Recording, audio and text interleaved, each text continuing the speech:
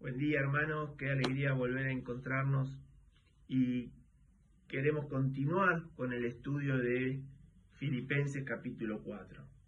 Habíamos dejado en el versículo 9, hoy vamos a continuar desde el versículo 10 al 16. Vamos a ver hasta ahí. Bien, hoy en día muchos de nosotros somos esclavos de diferentes cosas. Realmente tenemos distintos amos que nos van muchas veces marcando por dónde caminar. Pero la Biblia dice que el amor al dinero sí es la raíz de todos los males. Y no solamente habla de esto, sino también habla mucho sobre la avaricia, que sería básicamente lo mismo. Ahora, ¿qué diferencia hay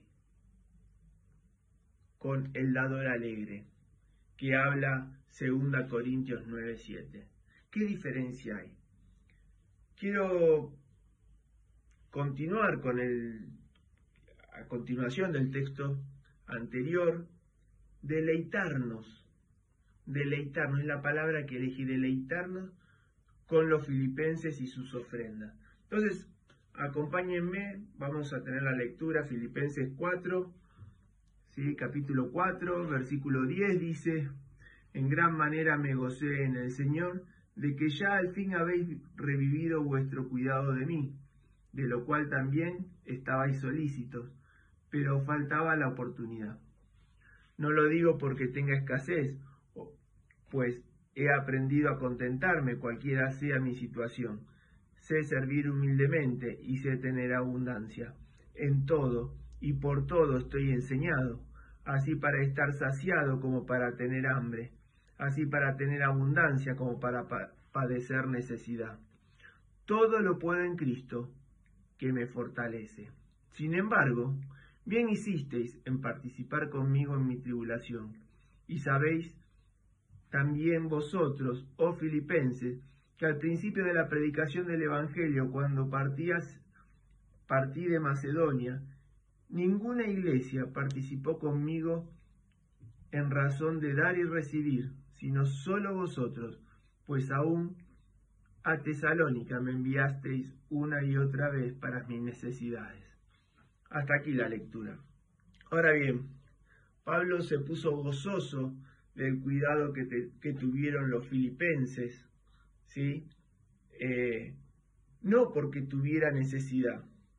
Ya había aprendido a vivir en toda situación y circunstancia económica, incluso a tener hambre, y a siempre ser saciado por el Señor, siempre ser rescatado por el Señor en sus necesidades. Es maravilloso, realmente es maravilloso. Además, les dice que el Señor lo fortaleció haciéndolo todopoderoso en él. Fíjate el famoso versículo 13 que dice: todo lo puedo en Cristo que me fortalece, ¿sí? Lo hace todopoderoso Cristo, ¿sí? Ante la circunstancia. Pantocrator decía, significa ese todopoderoso. Todo lo puedo porque Cristo está conmigo, en cualquier circunstancia, ¿sí?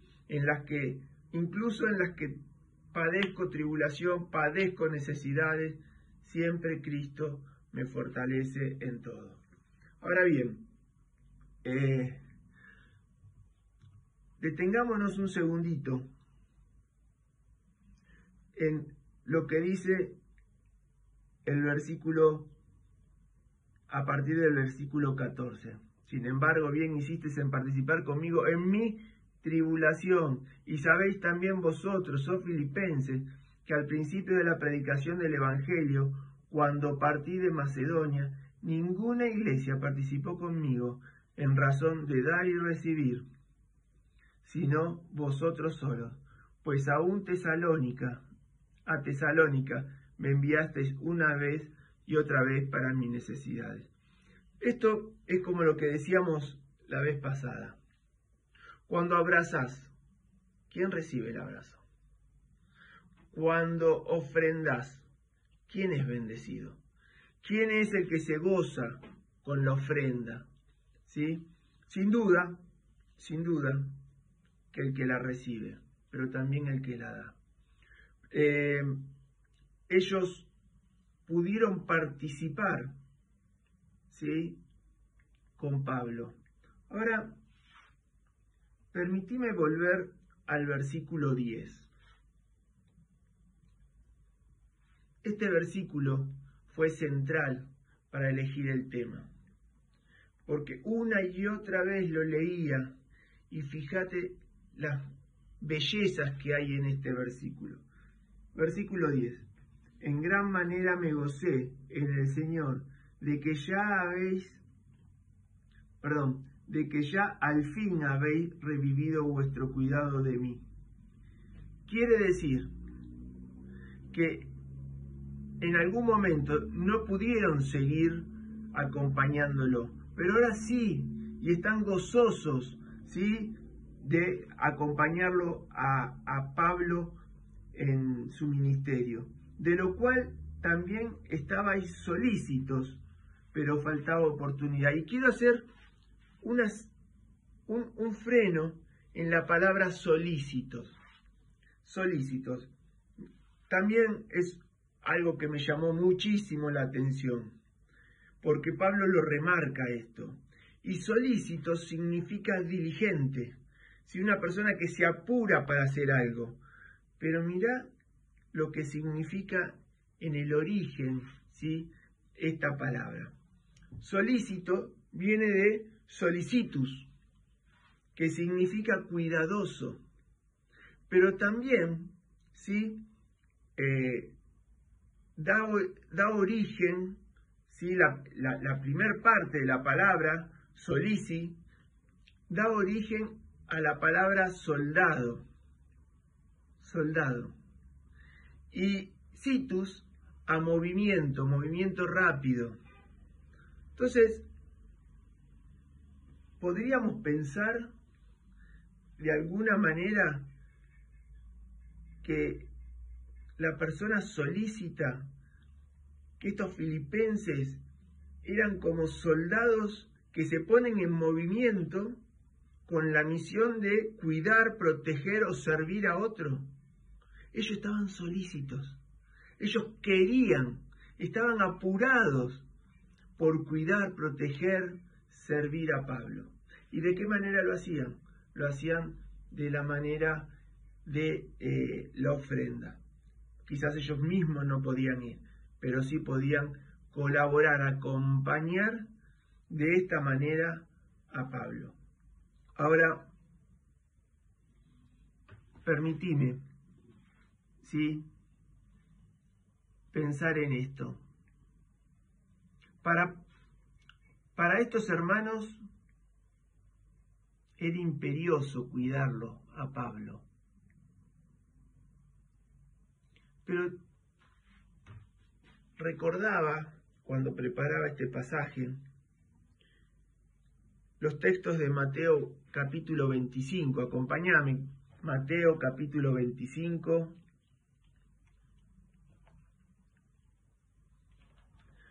Del versículo 35 al 40, dice: porque tuve hambre y me diste de comer, tuve sed y me diste de beber, fui forastero y me recogiste, estuve desnudo y me cubriste, enfermo y me vestisteis, en la cárcel y me visitasteis.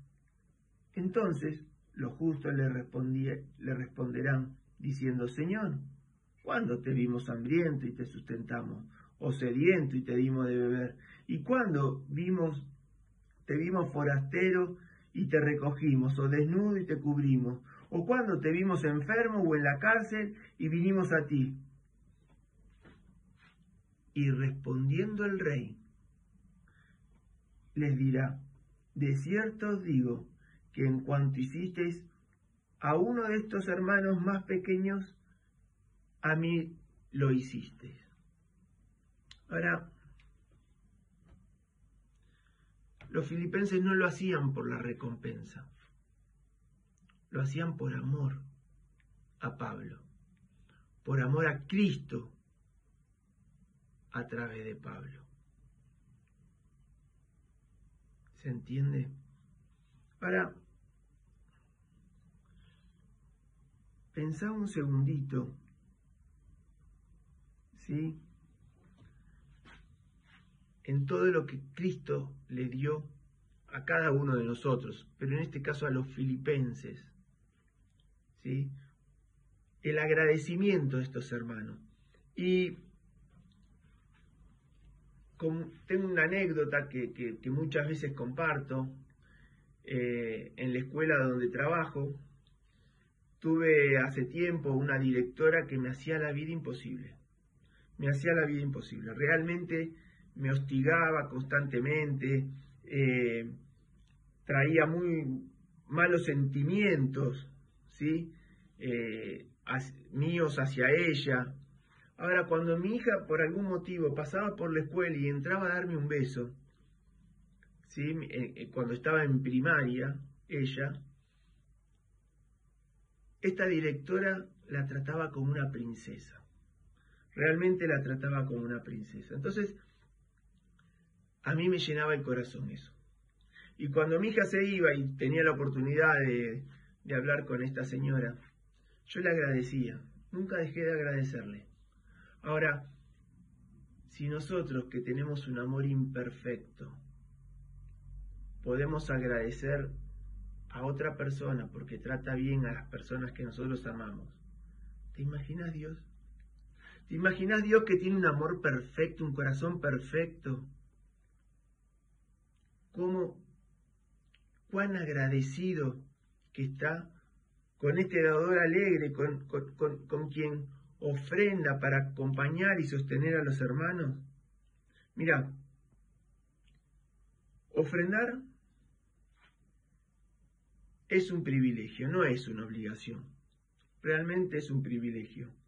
De hecho, la ofrenda es adorar a Dios, olor fragante, ¿sí? Y también hay que tener en cuenta a aquellos que no aceptan las ofrendas. Muchas veces uno va con una ofrenda, no, y como que te la resisten. Es orgullo. Tenemos que orar por estos hermanos, para que puedan ver en la ofrenda la mano de Dios. Simplemente el que ofrenda es un instrumento en las manos de Dios. Ahora, para cerrar, tiene que quedar bien claro, Dios no necesita de nuestras ofrendas. No necesita de nuestras ofrendas. Nosotros somos los primeros que necesitamos de la ofrenda. Nosotros necesitamos dar nuestras ofrendas. Sin duda, tendremos corazones gozosos y sí o sí recompensa del cielo. No porque lo hagamos con esa intención, sino por el Dios al que ofrendamos, ¿sí? Me encanta esos textos que dicen que tu mano izquierda no sepa lo que hace la derecha. Y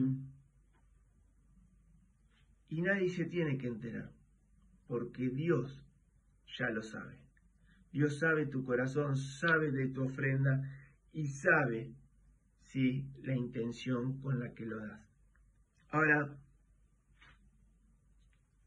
estate tranquilo. Si Él lo sabe, Dios no es deudor de nadie. Así que te invito a que en oración prepares tu ofrenda cada vez que lo sientas así. Y Dios mismo te va a recompensar. Que Dios nos bendiga.